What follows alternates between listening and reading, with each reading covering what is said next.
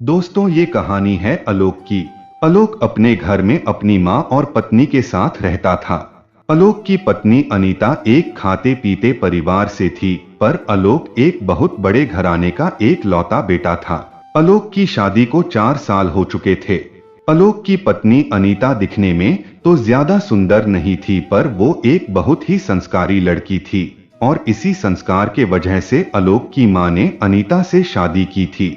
अनीता की एक छोटी बहन भी थी जिसका नाम प्रिया था और वो अपनी बहन से दिखने में कई ज्यादा सुंदर थी।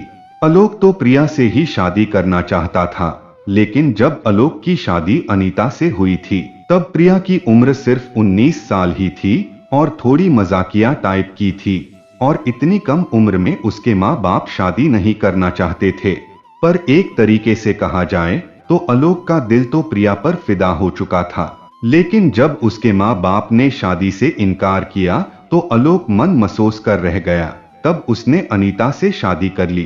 पर अब शादी को 4 साल हो चुके थे। एक दिन की बात है, रात के 2 बज रहे थे। आलोक अपनी पत्नी अनीता के साथ गहरी नींद में सोया हुआ था। तभी आलोक को एहसास हुआ जैसे उसे कोई हिला रहा हो। उसने झटके से आंखें खोली तो देखा उसकी पत्नी अनीता दर्द से कहरते हुए बोली, उठिए जी, मेरे पेट में बहुत ज्यादा दर्द हो रहा है। अपनी पत्नी की ये बात सुनते ही आलोक झटके से उठ गया। पत्नी की ऐसी हालत देखकर आलोक बेचैन हो गया और उसने जल्दी से एम्बुलेंस को फोन लगाया और बगल के कमरे से अपनी माँ सुशीला जी को जगाते हुए बोला, माँ उठो न, देखो अनीता की तबीयत बिगड़ी ही जा रही है। सुशीला जी भी आंखें मलते हुए बाहर आई और उबासी लेते हुए कहने लगी कि गर्भावस्था के समय तो ऐसी छोटी मोटी दिक्कतें तो होती ही रहती हैं, ज्यादा परेशान होने की जरूरत नहीं है। बहू को गैस बन गई होगी। लेकिन अनीता बोली, नहीं मम्मी जी, ये कुछ अजीब सा दर्द हो रहा है, मुझे तो बहुत घबराहट हो रही है। तभी बाहर एम्बुलेंस आ गई। तब आलोक ने सुशीला जी से कहा कि माँ तुम घर पर रहो, मैं इसे लेकर हॉस्पिटल जाता हूँ। हॉस्पिटल जाने पर डॉक्टर ने तुरंत ही ट्रीटमेंट शुरू किया। डॉक्टर ने बताया कि कुछ जटिलताओं के कारण अनीता का गर्भ बहुत कमजोर है, ऐसे में इसे पूरी तरह से बेड रेस्ट पर रहना होगा, नहीं तो बच्चे की जान को खतरा हो सकता है। डॉक्टर की बात सुनकर आलोक बहुत घबरा गया, क्योंकि शादी के 4 सालों के बाद बहुत इलाज करवाने के बाद दोनों को माता पिता बनने का सौभाग्य मिला था। इस बच्चे को लेकर अनीता के बहुत सारे सपने जुड़े हुए थे। वो उन सपनों को टूटकर बिखरने नहीं देना चाहता था। आलोक ने प्रण कर लिया कि वह अनीता और अपने बच्चे को कुछ नहीं होने देगा। 3 दिनों के बाद अनीता हॉस्पिटल से घर आ गई थी। चूंकि अभी अनीता का 4 महीना ही चल रहा था, इसलिए कई महीनों तक उसका ज्यादा ख्याल रखने की जरूरत थी। आलोक के घर पर केवल उसकी माँ और पत्नी ही रहती थी, कोई और नहीं था जो उनकी मदद कर पाता। काम वाली बाई तो आती थी, पर वो पूरा दिन अनीता की देखभाल नहीं कर सकती थी और आलोक की माँ तो अपने घुटनों के दर्द से ही परेशान रहा करती थी। अनीता अपने मायके भी नहीं जा सकती थी, क्योंकि उसकी हालत यात्रा करने के लायक नहीं थी, नहीं तो आलोक उसे मायके भेज देता। आखिरकार आलोक ने अनीता की मम्मी से बात की। अनीता की मम्मी के ऊपर भी बहुत ज्यादा जिम्मेदारी थी, जिस वजह से वो अनीता के ससुराल नहीं आ सकती थी। तो उन्होंने आलोक से कहा, बेटा मैं एक काम करती हूँ, मैं अपनी छोटी बेटी प्रिया को भेज देती हूँ। ये बात सुनते ही आलोक बहुत खुश हो जाता है और उसे थोड़ी तसल्ली होती है। प्रिया तो जीजा जी के घर जाने की बात सुनकर खुशी से झूम उठी कि उसे इतने दिनों तक दीदी और जीजा जी के साथ रहने का मौका मिलेगा। प्रिया जैसे ही अपने दीदी के यहाँ पहुंची तो उसने आते ही घर की और अपनी दीदी की देखभाल की सारी जिम्मेदारियां उठा ली। प्रिया 24 वर्षीय हंसमुख और चुलबुली किस्म की लड़की थी। घर के काम करने के साथ साथ पूरे समय अपनी दीदी को अपनी चटपटी बातों से हंसाती रहती थी। पहले तो आलोक ऑफिस चला जाता था तो पीछे से अनीता अकेले रह जाती थी, लेकिन बहन के आ जाने के कारण अब उसे भी बहुत अच्छा लगने लगा था। घर में बहुत खुशनुमा माहौल बन गया था। वैसे तो सब कुछ ठीक ही था, लेकिन सुशीला जी जब कभी प्रिया को बैठकर मोबाइल यूज करते हुए देख लेती तो वह बहुत चिढ़ जाती थी। उन्हें लगता था कि प्रिया यहाँ अपनी दीदी की देखभाल करने के लिए आई है, घर के काम करने के लिए आई है, तो फिर आराम से क्यों बैठी हुई है। इसलिए जैसे ही वो प्रिया को बैठे हुए देखती तो कोई न कोई काम बताकर उसे उठा देती थी। प्रिया उनके इस व्यवहार को समझ नहीं पाती थी, वो सहज होकर सारे काम करती रहती थी। एक दिन दोपहर के खाने के बाद अनीता आराम कर रही थी। आलोक की माँ जी भी अपने कमरे में थी। अनीता ने दोपहर के खाने के बाद रसोई समेटी नहीं थी क्योंकि आज वो बहुत थक गई थी। इसलिए थोड़ी देर अपने कमरे में लेटकर वो मोबाइल में अपनी सहेलियों से चैट करने लगी। इसी बीच सुशीला जी रसोई में पानी पीने के लिए गई। बिखरी हुई रसोई देखकर वह गुस्से से भड़क उठी और जब उन्होंने प्रिया के कमरे में झांककर देखा कि प्रिया बेड पर लेटी हुई मजे से मोबाइल यूज कर रही है, तो उन्होंने भड़कते हुए कहा, प्रिया तुम यहाँ आराम से लेटी हो, वहाँ देखो तो रसोई कितनी गंदी पड़ी है। अगर हम कोई जिम्मेदारी उठाते हैं ना, तो उसे पूरी ईमानदारी से निभाना भी चाहिए। तुम यहाँ टाइम पास करने तो आई नहीं हो।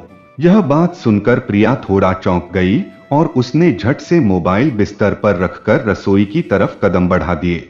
लेकिन आज उसे सुशीला जी की बातें बहुत अटपटी सी लगी थी। जैसे ही प्रिया रसोई समेटकर वापस आई तो उसने सुना कि सुशीला जी बालकनी में खड़ी होकर किसी से फोन पर बात करते हुए शिकायत भरे स्वर में कह रही थी, देखो ना, बहू की बहन तो यहाँ पर आकर महारानी बन गई है। अरे उसे यहाँ काम करने के लिए बुलाया गया है, लेकिन वह तो बस मुफ्त की रोटियां तोड़ती रहती है, दिन भर बेशर्मों की तरह खिलखिलाती रहती हैं और हमेशा मोबाइल में लगी रहती है। अगर इसके पीछे ना पड़ो तो यह तो कोई काम करेगी ही नहीं, बस ठूस ठूस कर खाएगी और एहसान जताएगी कि मैं तो यहाँ मदद करने आई हूँ। हमने इसे यहाँ काम करने के लिए रखा है, लेकिन यह बहुत कामचोर है। सुशीला जी की बात सुनते ही प्रिया अवाक रह गई। वह गुस्से से तिलमिला उठी। उसने सोचा कि आने दो शाम को जीजा जी को, अब मैं उनके सामने ही बात करूंगी। शाम को आलोक ऑफिस से आया तो प्रिया अपने कमरे में थी। चाय नाश्ते का इंतजाम नहीं हुआ था तो आलोक प्रिया के पास पहुंचा। वो उसे खामोश देखकर पूछने लगा कि क्या बात है साली साहिबा, आज तो आप बहुत खामोश सी लग रही हो। प्रिया ने गंभीर स्वर में कहा कि जीजा जी, आज मैं मजाक के मूड में नहीं हूँ। पहले चलिए, मुझे आंटी जी से कुछ बात करनी है। वह बात मैं आपके सामने ही करना चाहती थी, इसलिए आपका इंतजार कर रही थी। उसकी गंभीर मुखमुद्रा देखकर आलोक भी गंभीर हो गया और प्रिया के साथ अपनी माँ के कमरे में पहुंचा। प्रिया ने सुशीला जी से सीधे सीधे पूछ लिया, आंटी जी, मैं आपके घर में आई हूँ तो आपको कोई दिक्कत है क्या? सुशीला जी सकपकाते हुए बोली कि नहीं बेटी, तुम ऐसा क्यों कह रही हो? प्रिया ने कठोर स्वर में कहा, आप जब दोपहर में फोन पर बात कर रही थी तो मैंने सब सुन लिया था। आप यह बताइए कि क्या मैं कोई नौकरानी हूँ जो आप फोन पर कह रही थी कि मैं यहाँ मुफ्त की रोटियां तोड़ती हूँ, काम करने के लिए आई हूँ तो काम नहीं करती हूँ। आप इसलिए हमेशा मेरे पीछे पड़ी रहती थी। मैं 2 मिनट के लिए भी बैठ जाती थी तो आप मुझे कोई न कोई काम बताकर उठा देती थी। तो क्या मैं यहाँ 2 वक्त का खाना खाती हूँ तो उसकी कीमत वसूलने के लिए आप मुझे दिन भर नचाती रहेंगी? यह कौन सी बात हुई भला? आज मेरा बहुत अपमान हुआ है। ऐसा कहकर प्रिया रोने लगी। उसने अनीता को इन सब बातों में शामिल नहीं किया था, क्योंकि इस वक्त उसकी मानसिक स्थिति को खराब करना उसे सही नहीं लगा। प्रिया की बात सुनकर सुशीला जी ने शर्मिंदगी से सिर झुका लिया। आलोक को अपनी माँ पर बहुत गुस्सा आया। उसने प्रिया से कहा कि प्रिया, मैं तुमसे माफी मांगता हूँ, तुम शांत हो जाओ, माँ से मैं बात कर लेता हूँ। प्रिया गुस्से से रसोई में चली गई क्योंकि उसे डिनर की तैयारी करनी थी। आधे घंटे के बाद आलोक रसोई में आया और प्रिया से कहने लगा, प्रिया, रात को डिनर के बाद जरा छत पर चली आना, मुझे तुमसे बहुत जरूरी बात करनी है। प्रिया ने डिनर बना दिया था। सभी लोग खाना खा रहे थे। आज प्रिया गुमसुम सी थी तो अनीता ने पूछा कि क्या हुआ प्रिया, आज तू इतनी चुपचाप क्यों है? तो प्रिया ने अपनी दीदी को बहलाते हुए कहा कि अरे दीदी, कुछ नहीं हुआ, बस ऐसे ही मेरे सिर में थोड़ा दर्द हो रहा है। अब खाना खाने के बाद अनीता अपने कमरे में जा चुकी थी। सुशीला जी भी पहले के अपेक्षा शांत नजर आ रही थी। प्रिया छत पर चली गई और रात के अंधकार में आकाश में टिमटिमाते हुए तारों को निहारने लगी। देर रात को प्रिया छत पर खड़ी होकर बेचैनी से अपने जीजा जी का इंतजार कर रही थी। वो सोच रही थी कि अगर दीदी प्रेग्नेंट न होती तो शायद ऐसा कभी नहीं होता। फिलहाल दीदी के कारण ही वो मजबूरी में चुप थी। उसके जीजा जी भी थोड़ी देर में वहां आ गए। उस अंधेरे कोने में वो प्रिया के चेहरे के भाव नहीं देख पा रहे थे। आलोक ने आते ही प्रिया के आगे हाथ जोड़ते हुए कहा कि माँ की तरफ से मैं तुमसे माफी मांगता हूँ। मैंने माँ को अच्छे से समझा दिया है कि यदि तुम्हारी जगह उनकी बेटी के साथ कोई ऐसा व्यवहार करता तो उनको कैसा लगता। अब वो बड़ी हैं, उन्होंने तुमसे माफी नहीं मांगी, लेकिन अब वो तुम्हारे साथ ऐसा बर्ताव नहीं करेंगी। प्रिया ने असमंजस भरे स्वर में पूछा। वह सब तो मैंने वहां पर देख लिया था, आपने मुझे यहाँ अकेले में क्यों बुलाया है? अनिल कहने लगा, देखो प्रिया, जो भी हुआ बहुत गलत हुआ, लेकिन मेरी तुमसे यही विनती है कि तुम अपनी माँ से कुछ मत कहना। अगर उन्हें ये सब पता चलेगा तो उन्हें बहुत बुरा लगेगा। ऐसे में हमारी क्या इज्जत रह जाएगी? मैंने तुम्हें यहाँ मदद करने के लिए बुलाया है, और अगर इस घर में तुम्हारा अपमान हुआ है तो इसमें सारा कसूर मेरा ही है।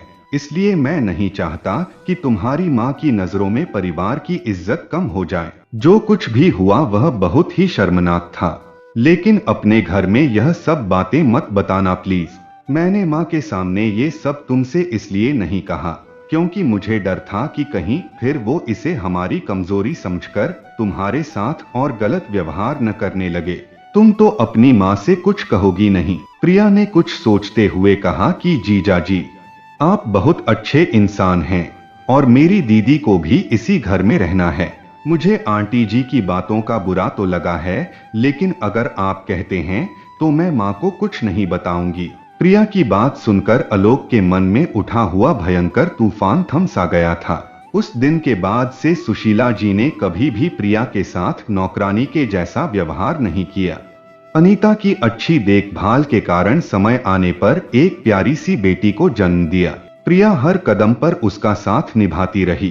कहीं न कहीं सुशीला जी अपने व्यवहार से शर्मिंदा थी, क्योंकि प्रिया ने कभी भी उन्हें अपने व्यवहार से नीचा दिखाने की कोशिश नहीं की थी। ऐसे मुश्किल समय में मदद करने वाली लड़की उस परिवार के लिए किसी फरिश्ते से कम नहीं थी। तो दोस्तों, आशा करता हूँ कि ये कहानी आप लोगों को अच्छी लगी होगी, तो इसे लाइक कीजिए और हमारे चैनल को सब्सक्राइब कीजिए। धन्यवाद।